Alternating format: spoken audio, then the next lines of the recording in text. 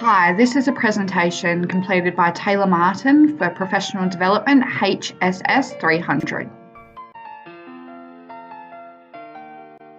Equality is a personal value I vouch for, as it means that all people in a group have the same status regardless of age, gender or race.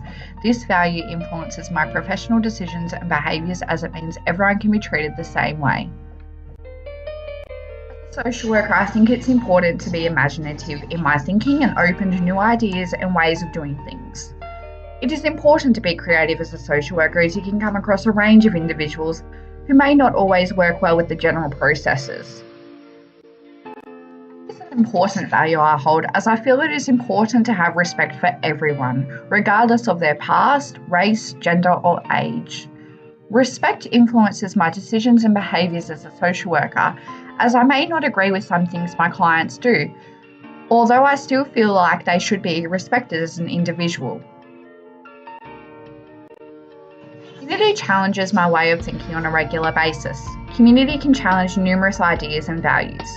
In my community, there has been a lobby to get rid of the abortion clinic, which challenges my values, as I feel like women should have a right to choose what they want to do with their own bodies. This is just a prime example of how a community can challenge ways of thinking and your values and ideas you may have, personally and also professionally.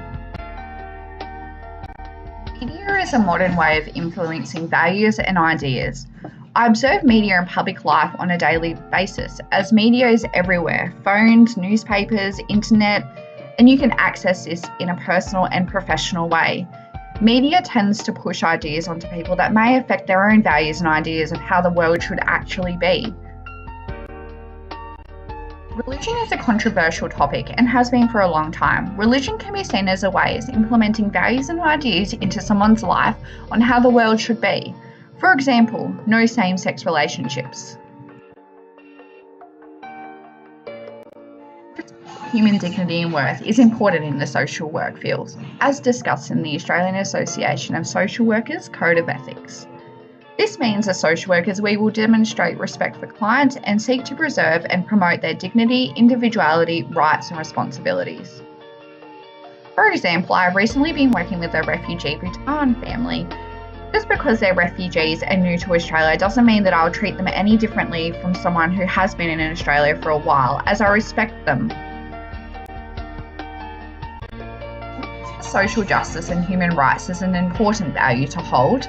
Social workers will promote policies, practices and social conditions that uphold human rights and that seek to ensure equity, access, participation and legal protection for all our clients.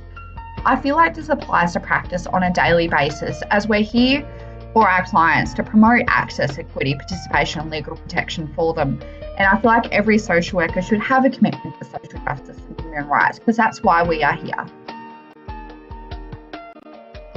Social workers, it is important to be aware of potential for conflicts of interest, which may affect our ability to exercise professional discretion and unbiased judgment.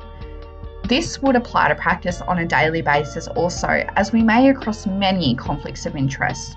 For example, this may be personal conflicts of interest, emotional, sexual, social or cultural. Professionalism is quite important in this field of work, as we are usually somebody's main support person emotionally, which means that things can get quite tricky as they may become emotionally attached to you. As I have already found out, as I'm quite new to this industry, is that it is important to keep professional boundaries. As discussed in the previous slide, it is important to have professional boundaries with clients. As social workers, we are responsible for setting and maintaining clear and appropriate professional boundaries in all forms of communication. This includes face-to-face contact, written communication, telephone, and also online communications, which include social networking.